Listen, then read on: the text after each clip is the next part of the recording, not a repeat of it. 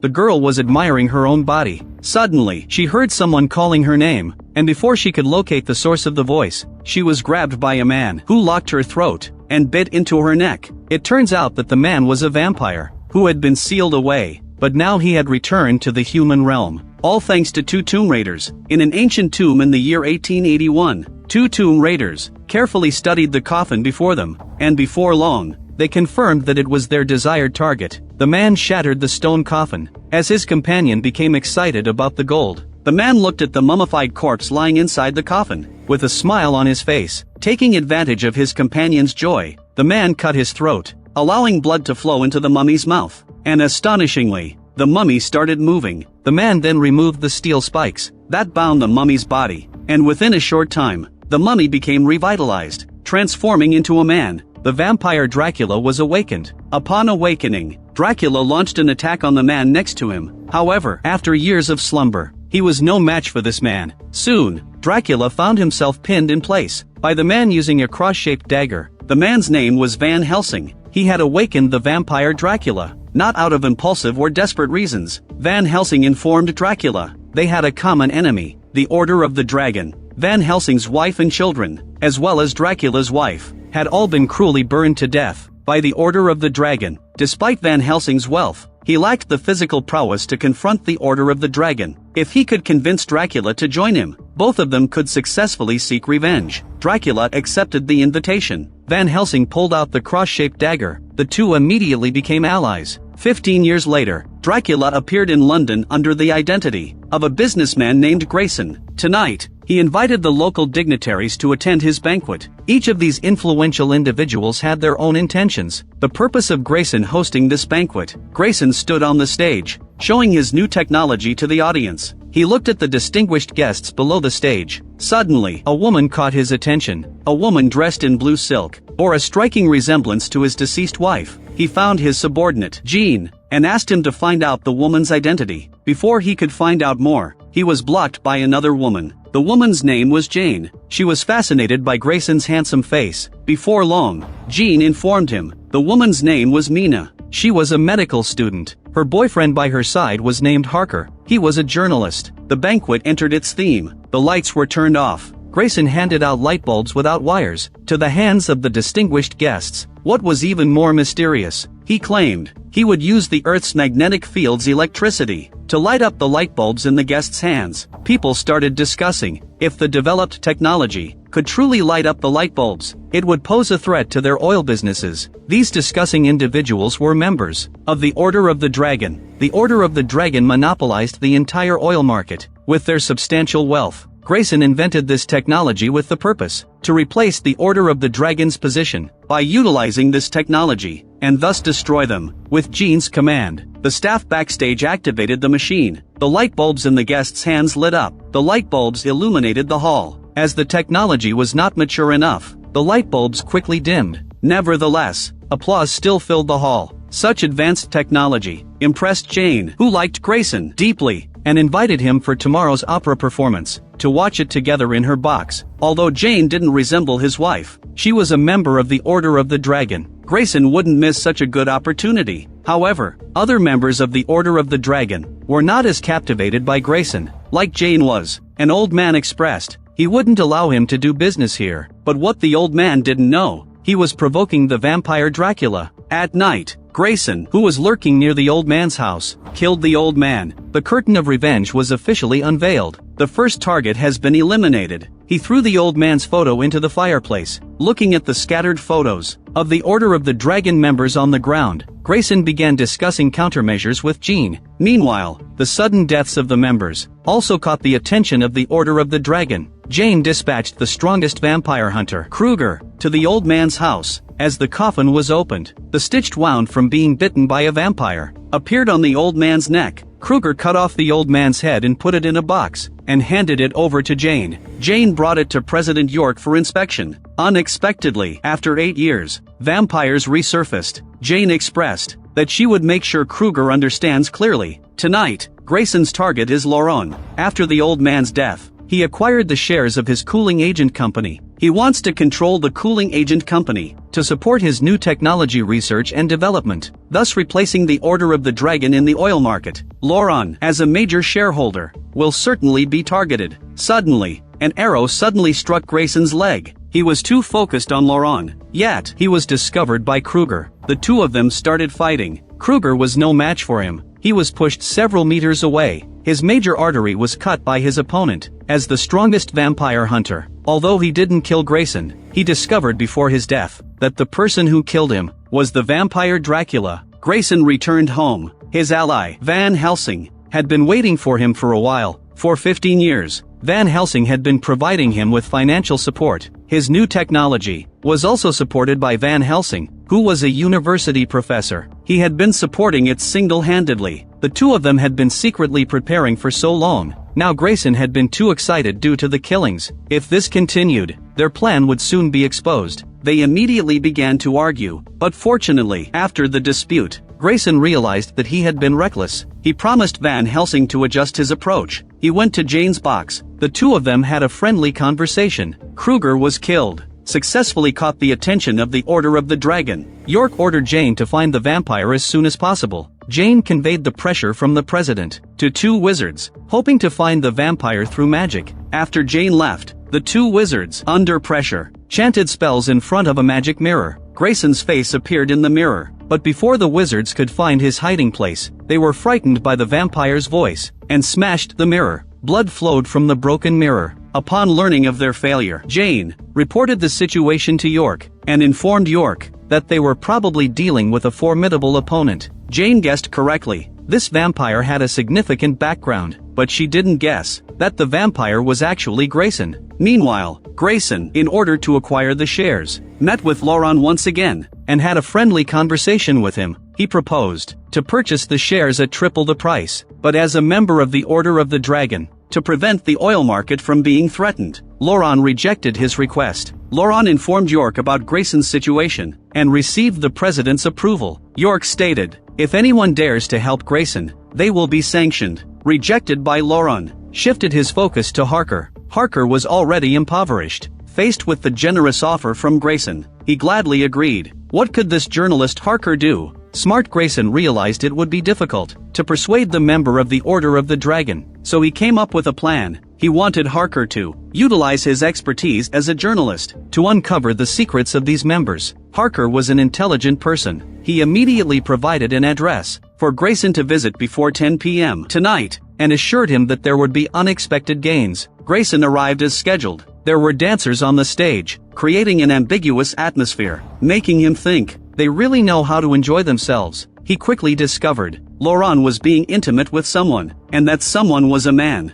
The man's name was Daniel. He was the illegitimate child of Order of the Dragon member Davenport. This discovery made Grayson very happy. He walked up to Daniel and lightly kissed him on the face. This action angered Laurent. Grayson became even more provocative towards them. He asked them how their respective families would feel about their situation. Laurent, who had a wife, became very angry and asked how he wanted to resolve it. In the end, for the sake of his reputation, Laurent didn't hesitate to take the risk of being sanctioned by York and sold his shares to Grayson. Upon learning this, York became very angry. In the end, Laurent preserved his and his boyfriend's reputation, but because he provoked York, in front of his boyfriend, stabbed him in the heart with a sword and killed him. Daniel's beloved man died in front of him. He left behind a suicide note and shot himself to death. In his home, the suicide note was discovered by his father. After reading the note, Davenport realized that his son's death was related to Grayson. Angry Davenport decided that he must pay the price. He quickly targeted the first person and set his sights on Jean. For this purpose, he spent a large sum to hire a female assassin. The assassin disguised herself as an old woman and successfully deceived Jean. When Jean approached to help her with the cart, she gave a signal, and two henchmen surrounded them. Jean, caught off guard, was knocked unconscious. He was taken for interrogation. In order to find out who Grayson's confidant was, the female assassin used various forms of torture on Jean, but no matter if she pricked his fingers with needles or peeled his flesh while alive, Jean didn't reveal a single name. Jean, who should have returned earlier, didn't return. Grayson sensed something was wrong. However, being a vampire, he couldn't go out during the day to search, so he could only fret. Night fell. Grayson drove a carriage and arrived at a square. He used his keen sense of smell to sniff the ground and determined the direction of the tracking. At this time, Jean, under the sadistic torture of the female assassin, Jean was already lying on the ground unable to get up, but he started laughing. His laughter made the female assassin somewhat scared. Grayson leaped down and quickly took care of the henchman. He then approached the female assassin. Under her terrified expression, her life came to an end. At this time, York gathered the members of the Order of the Dragon, attempting to uncover the true identity of the vampire. Grayson, who only participated in activities at night, caught his attention and was suspected to be a vampire. York rescheduled the originally planned Cooling Agent Company shareholders meeting to noon. Upon receiving the news, he immediately said he couldn't attend, but Jean expressed, as the current major shareholder and the chairman of the company, if he didn't attend on time, he would face the risk of being kicked out of the company. All previous efforts would be in vain, and his vampire identity would be exposed. Grayson quickly sought out Van Helsing to discuss a strategy. Van Helsing injected the newly developed sunlight serum into his body. Grayson, who was injected with the serum, would no longer fear sunlight, while the serum hadn't been tested, and it was unknown how long it could last. At noon, all the shareholders meeting members appeared on time, except for Grayson, who didn't show up. Jane remained composed at this moment, but was worried internally, because York had warned her before. If Grayson was proven to be a vampire, she would face severe punishment. Jane was prepared to leave. At this moment, Grayson's carriage arrived at the gate. Jean suggested he quickly resolve the situation. Grayson jumped off the carriage and walked under the sunlight for the first time. Under York's surprised expression, he walked to the chairman's seat and sat down. He reassured the members in the face of anxiety over the change of chairmanship. Outside, Jean anxiously waited. He glanced at the time. Using the excuse of having urgent matters, he called him away. At this moment, Grayson also clearly felt discomfort, but in order to instill confidence in his new technology among everyone, he shared his future plans with the members present, and then prepared to leave. But at this moment, Davenport stood up and called out to him. At this moment, the effect of the serum gradually faded. Half of Grayson's face exposed to the sunlight had started to decay. Faced with Davenport's deliberate provocation, he gave a perfunctory response and quickly left. Grayson lay in the carriage. Half of his face, under the sun's rays, became badly mutilated. To restore his handsome appearance, he randomly chose a woman and bit into her neck, and then he regained his original appearance. Satisfied, he left. Van Helsing informed Grayson that there had been good progress in power technology. Grayson immediately sought out Harker to invite local dignitaries and the media to attend the new product launch of the power company. The Order of the Dragon, upon receiving the invitation, became anxious. They couldn't allow the new technology to replace their position in the oil market. President York contacted the local chief and bribed him with money and instructed him to play a trick on Grayson. The time for the press conference was getting closer. The employees of the power company worked diligently to ensure a smooth event. The chief also came to the scene to inspect. He focused his attention on a dairy farmer. Under the pretext of tasting the flavor, he sprinkled prepared powder into the milk churn. Shortly after, the nearby residents' bodies started experiencing discomforting symptoms. Everything was already in place. The press conference officially began. Local dignitaries and the media crowded the venue, eager to witness advanced new technology. At this moment, Chief Paul arrived with his team. He claimed that the devices were radioactive, and everyone needed to leave quickly to seal off the area. When Grayson arrived upon hearing the commotion, Paul had already torn down the event posters and was prepared to confiscate his machinery. He quickly realized that the Order of the Dragon was behind this disruption. Despite his anger, he expressed that he was willing to pay double the price to bribe Paul. Paul not only refused, but also attacked the employees guarding the machinery. The press conference that was supposed to proceed smoothly was disrupted by the Order of the Dragon. Grayson was furious. Paul prepared to leave in a carriage. He reprimanded the coachman for not taking him away quickly. However, unbeknownst to him, the coachman had already been replaced. Grayson dragged Paul out of the carriage and threw him to the ground, while also draining his blood. A painting that belonged to his family appeared at an auction, and the person in the painting was Grayson's deceased wife. He ordered Jean to go to the auction at any cost to retrieve the painting. Upon learning this, Davenport immediately ordered Pete to go to the auction. Having experienced the pain of losing a child, he also wanted to take away something precious from his enemy. At the auction, The bidding for the artwork started at 140,000. After a bidding war between Pete and a wealthy woman, Pete was about to secure the painting. With a bid of 300,000, the painting was about to be his. Pete was thrilled. At this moment, someone bid 1 million, and it was Jean. As soon as this was said, the auction room fell silent. In the end, Jean successfully won the painting with a bid of 1 million. Pete couldn't secure the painting due to insufficient funds provided by Davenport. He watched as Jean took away the painting. The staff sealed the painting and handed it to Jean in a wooden crate. After hiding the painting in the hotel's cupboard, Jean left. When Jean returned to the hotel, he noticed the room door was open. Jean drew out his sword and entered quickly, only to startle the maid who was making the bed. Jean apologized to the maid and said there was no need to clean the room today. Jean inspected the maid's cart and didn't find anything unusual. After the maid left, Jean quickly moved away the cupboard. Fortunately, the wooden crate containing the painting was still there. Jean hurriedly brought the painting to Grayson.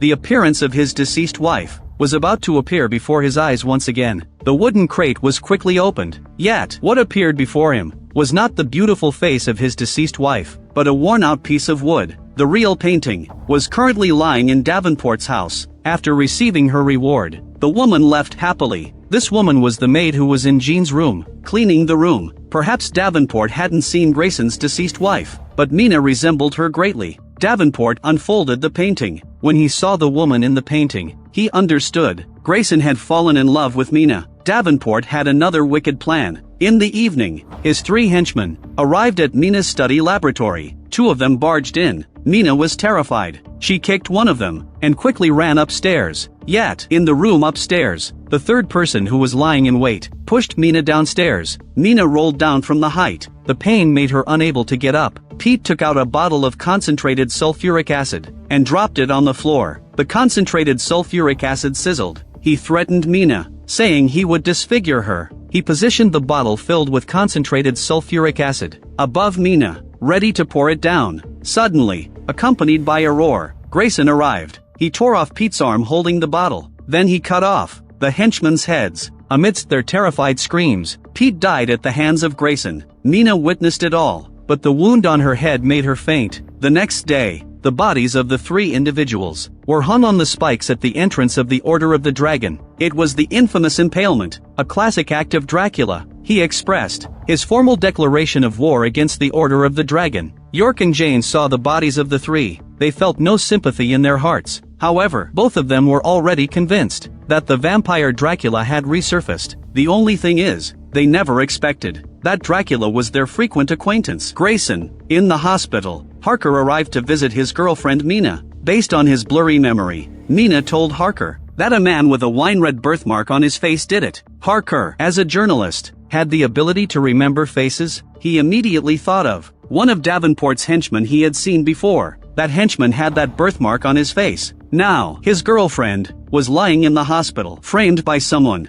Harker was furious. He went to Davenport's house with a handgun. He demanded answers from Davenport about why he harmed Mina. Davenport acted as if he didn't understand. He looked at the angry yet naive Harker. He instigated a conflict between Harker and Grayson. He tried to redirect Harker's anger towards his enemy. He claimed that Grayson had hired Harker, in reality, to get close to his girlfriend Mina, and that he obtained a painting that Grayson desperately desired. He was about to lift the painting to show Harker. Harker was provoked by his words, and then shot Davenport in the heart. Harker faced Davenport lying on the ground. Filled with regret, he turned his head and saw the painting beside him. The woman in the painting remarkably resembled his girlfriend. On Van Helsing's side, he invested his own resources and efforts. The fruits of his painstaking research were falsely accused and destroyed by the Order of the Dragon. All his efforts went to waste. Van Helsing was very angry, but Jean told him, after his negotiations with government officials, it was confirmed that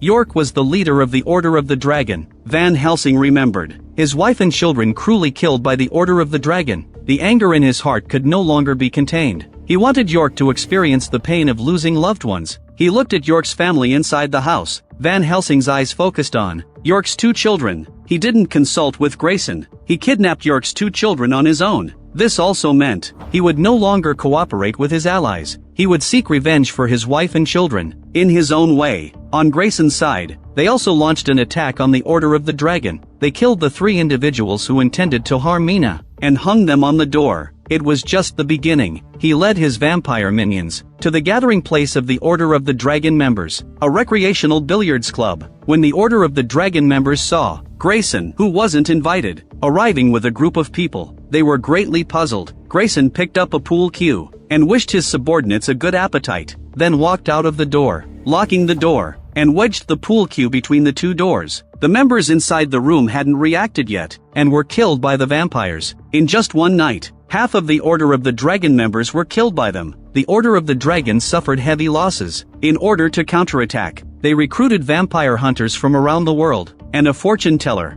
Their plan was to use the fortune teller to locate vampire lairs, and have the hunters form groups of 2 or 3, to go to the locations provided by the fortune teller, and hunt down the vampires. Once a nest of vampires is eradicated, they would release a signal flare. Inside the room, the fortune teller used the sacred artifact he brought, the blood of Christ, to commence the divination. Under the blessing of the sacred artifact, the fortune teller discovered that there were too many vampires, spread out in various locations. Soon enough, he provided an address. The hunters picked up their weapons. Following the address, they arrived at a dilapidated house. After the door was kicked open by a hunter, the room inside was dark and dilapidated. Sure enough, there lived 2 vampires, 1 male and 1 female. The hunters swiftly killed the vampires, and fired the first signal flare. The war between vampires and the Order of the Dragon commenced with the sound of this gunshot officially unfolding. At such a crucial moment, Grayson's informant, Harker, betrayed them. After he killed Davenport and saw the woman in the painting, he believed his superior and Mina had an improper relationship. His beloved girlfriend was taken away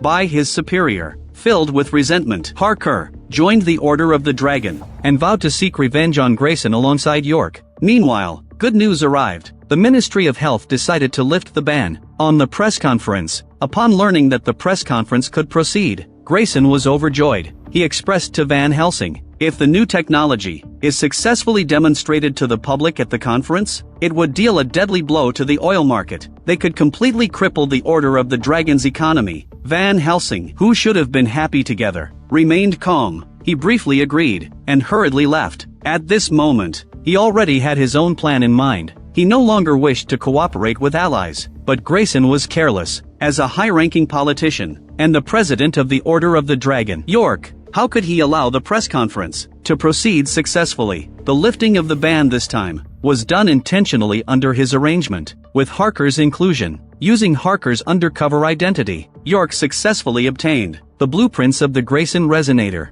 and ordered the engineers to study its structure. After the engineers observed and studied the blueprints, they informed York that this machine, like any other, with a slight adjustment, could be made to malfunction. Enraged York told the engineers he was not satisfied with minor malfunctions. He wanted a disaster, to make the enemies fail completely. In front of numerous dignitaries and the media, on Grayson's side, he and Jean were busy preparing for the press conference. With great urgency, after several days of absence, Harker arrived with a few journalists. Harker stated, to better promote the press conference, he had been busy reaching out to renowned journalists, and today, he brought them here to take photos of the resonator. Grayson didn't suspect, and generously invited the journalists to take pictures freely. What he didn't anticipate was that these journalists were actually engineers, disguised as journalists under York's command. They quickly tampered with the resonator. Once the machine is activated, everything here will be reduced to ruins. Upon learning this, Harker felt a wave of horror. The cruelty of the Order of the Dragon far exceeded his imagination. The press conference is about to begin, but Van Helsing's presence is nowhere to be seen. Grayson asks Jean to find him. Meanwhile, Van Helsing is in his laboratory, playing a symphony. The instruments are various concoctions, made for Grayson, including the sunlight serum. He smashes these items, destroying them completely. When Jean arrives, the place is in chaos. Jean asks Van Helsing what happened. Since Van Helsing has decided to abandon his allies and act alone, Jean, who was once aligned with Grayson, is no longer needed. Faced with Jean's questions, Van Helsing pretends to be clueless, and then, he stabs Jean in the abdomen with a knife. After 2 strikes, Jean dies. Van Helsing's revenge plan officially commences. He sends York's child's finger and a ransom note to York's home. demanding a ransom of $50,000 at the location specified in the letter. Otherwise, he will send a piece of the child's limb every day. York's wife is grief-stricken. She angrily punches York, blaming him for the loss of their child. At night, York carries $50,000 in cash. Alone, York arrives at the designated location. York enters a dilapidated house. He is held at knifepoint by Van Helsing. He hands over the cash. Van Helsing finds a handgun in York's pocket and presses it against the back of York's head. Van Helsing lights an oil lamp. The two adversaries, who haven't seen each other in years, meet again in the dim light. The person who killed his wife and child is now right in front of him. Van Helsing doesn't make a move. Instead, he asks York if he recognizes him. York claims to have no recollection of him. Van Helsing then reveals that he was the one who killed his wife and child years ago. York has a history of killing and doesn't remember Van Helsing's family. He shows no remorse whatsoever. He even appears indifferent. He is only concerned about the whereabouts of his own child. His request is quickly granted. Van Helsing pulls the trigger. York falls into an underground barn. Van Helsing pours the cash that York brought over him. York curses Van Helsing. Two children hear their father's voice and emerge from a dark corner. Seeing the two children safe and unharmed, York gently calls the two children into his arms. The two children share a smile, revealing long, sharp fangs. York becomes wary. The two children run towards their father and bite into his arms and neck. Above, Van Helsing opens a can of gasoline and pours it over the three of them. Within moments, York and his two children perish in the sea of fire. Just like Van Helsing's wife and child years ago, Van Helsing watches the burning house, finally avenging his wife and child. He can't help but scream in agony. Also progressing smoothly is the fortune teller beside Jane. The fortune teller exhausts all their efforts, finally locating the ultimate boss, Dracula. His eyes turned pale and informed Jane that the true vampire king, Dracula, is currently at the press conference, receiving admiration from the crowd. Jane finally realizes she has been blinded by love. She picks up her weapon and rushes to the press conference. This time, she is no longer the socialite. Instead, as a vampire hunter, she would meet her former lover. At the press conference, Grayson stands before the crowd, explaining his new technology. Mina is also in the crowd, with a smile of happiness on her face. It turns out, although Grayson has been dating Jane, his heart has always been with Mina. They have secretly maintained contact. They have long had feelings for each other. At this moment, Parker finally makes his way through the crowd and finds Mina. Parker tells her the machine will detonate in 5 minutes. This place will be reduced to ruins. He wants to take her away from here, but the machine has been activated. The light bulbs in the venue immediately light up. Everyone present is immersed in the excitement brought by the new technology, unaware of the imminent danger. After learning this news, Mina quickly runs to the stage. She tells Grayson that the machine has been tampered with. He asks Mina who did it. Mina says Harker informed her of this. She's unsure about the rest. Grayson looks at Harker angrily. Then he orders someone to quickly shut down the machine. But the machine is out of control. Light bulbs start exploding. Harker tries to take Mina away through the crowd, but he is grabbed. The machine's noise grows louder. No time to reprimand Harker. Grayson instructs him to take Mina and escape,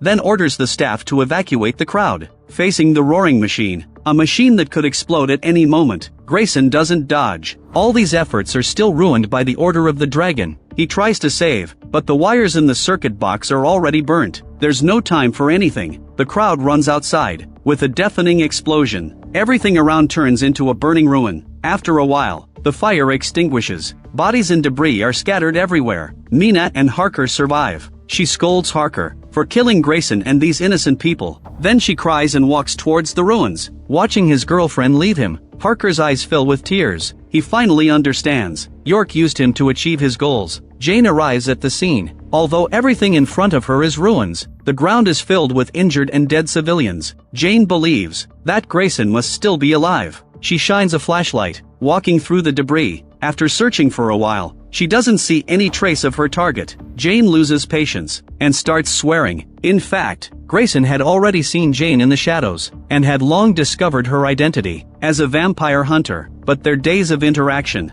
made it difficult for him to harm her. He stands in place, softly speaking Jane's name. Jane is startled by the voice behind her. she turns around, signaling that she already knows his true identity. Grayson asks Jane to let go of it all, to leave the Order of the Dragon and live a good life. This is his heartfelt advice, but Jane doesn't appreciate it. Grayson's long-standing deception has kept her in the dark. Her anger fills her at this moment. Her hunter identity is also rediscovered. She takes out a gun from behind, aiming the gun directly at Grayson's heart, but it gets knocked away. Jane pulls out 2 axes. They engage in a fight. Not long after, the axes also fall to the ground. They start trading punches, but Jane is clearly overmatched. She is pushed against the wall. Grayson lowers his guard. Suddenly, Jane pulls out a dagger from her boot. She stabs him in the back, taking advantage of his pain as he falls to the ground. Jane picks up the axe, preparing to kill him, but he's not so vulnerable. In the moment when Jane swings the axe, Grayson gets up and circles behind her. He grabs her, throws her onto the steel bars. Jane's abdomen is impaled. She is pinned in place. She cries out in pain. She pleads with Grayson to give her a quick death. Grayson leans down,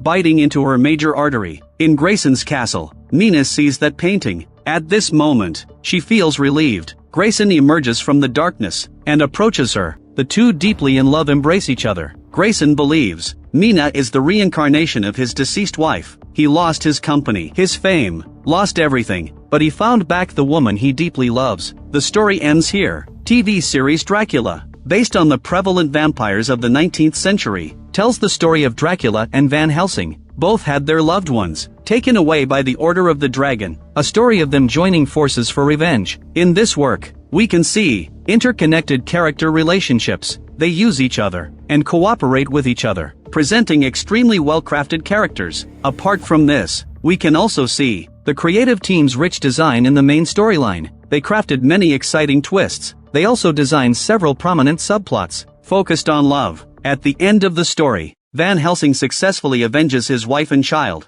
Grayson also finds back the woman he deeply loves. They achieve their goals. If you enjoyed my video, please consider subscribing.